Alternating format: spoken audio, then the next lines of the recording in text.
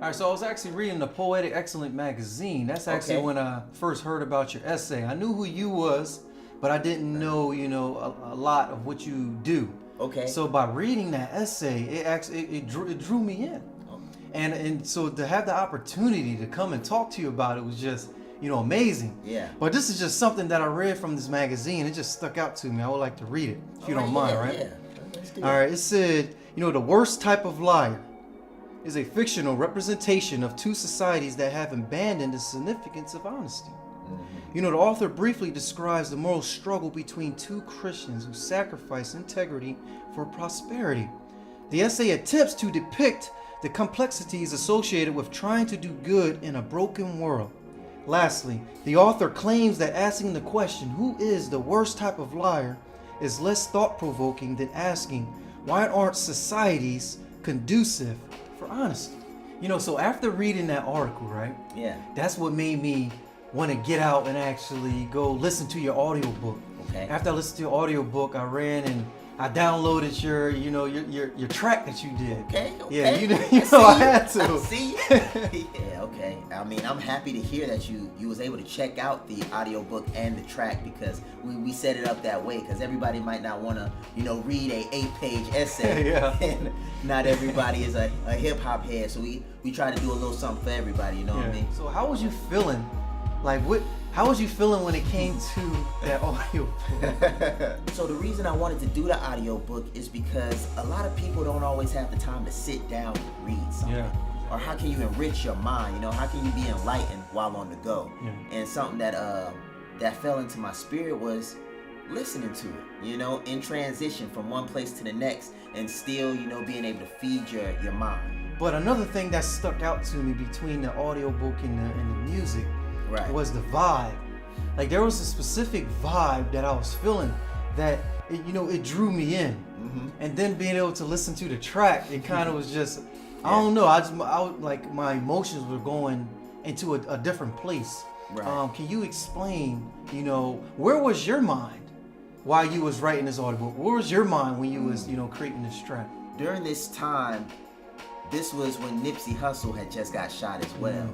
Yeah. And that was a tragic death for not only the African American community or the hip hop community, but for justice in general. Like we've seen a lot of, our brothers and sisters shot down. So the book itself, or the essay, if you will, was talking about the injustices in society. It was talking about how you're trying to do right, but everything around you is telling you you're not gonna make it if you play by the rules. So when I was writing the music and connecting it to the audiobook, I just felt in my spirit something saying, I will survive. It was something in me saying that no matter if I'm pressed in on every side, there's something in me that's gonna keep me going. All right, so when I was listening to your audiobook, there were some things that I received. Well, the question that I had for you was, as you were creating this message, Right. what was your overall goal for the listener to receive? Like, what did you want them to receive from this message? It's a good question, and I want to start by saying, as a lover of philosophy, I always try to get the audience to ask a question. And what I wanted the audience to ask themselves after reading this essay is, even though I am in a society that tells me that they're taking care of me, that tells me that they have my best interest, that tells me that they're going to do the best to protect me, shoots me down in the streets, I can't pay my bills, black women are on welfare, and black men are incarcerated, and don't forget about our vanilla brothers and our brown brothers and sisters getting separated from their parents, put over a border, and then other people just not knowing where to go in a time like this.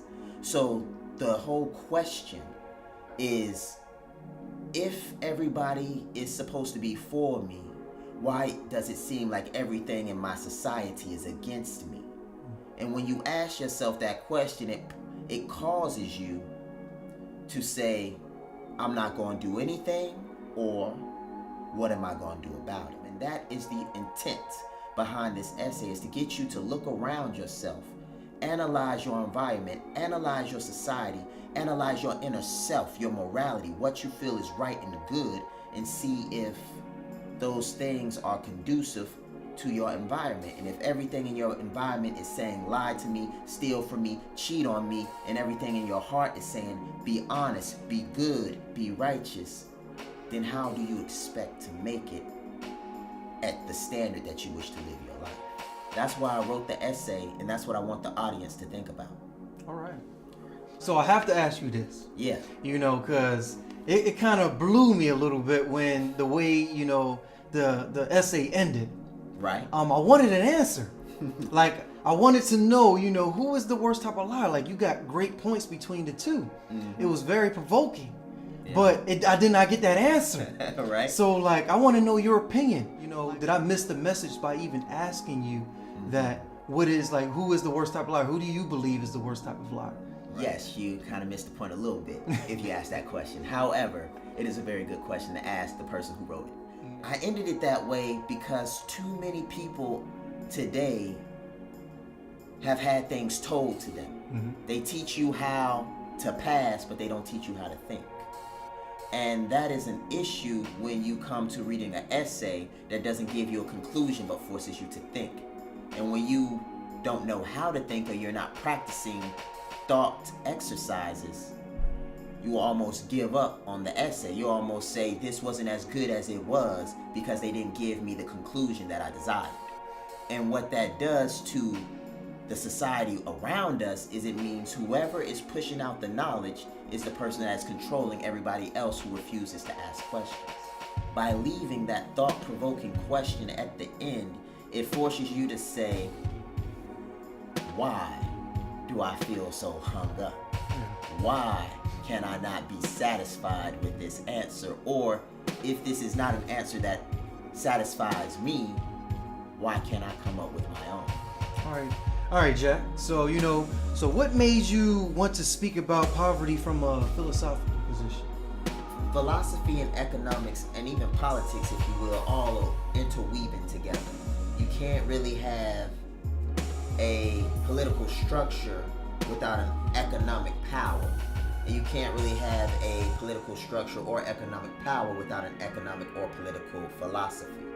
And in Leviticus chapter 25, it talks about the Israelites' political and economic philosophy in regards to market trade and slavery and income. And what it does is it creates an environment or a law that allows honesty to prevail within their society. And what I don't see in our society today is an opportunity for someone who did his best, went bankrupt, bottomed out, gave his all, get a second chance without destroying his credit report. And then you're going to tell me that that's fair, and you're going to tell me that everybody has an equal opportunity. He doesn't have an equal opportunity if he can't get a loan. And he can't get a loan if he struck out the first time. So what's so beautiful about what they did in Israel at this time was they had the year of Jubilee. And that happened every 7th sabbatic year.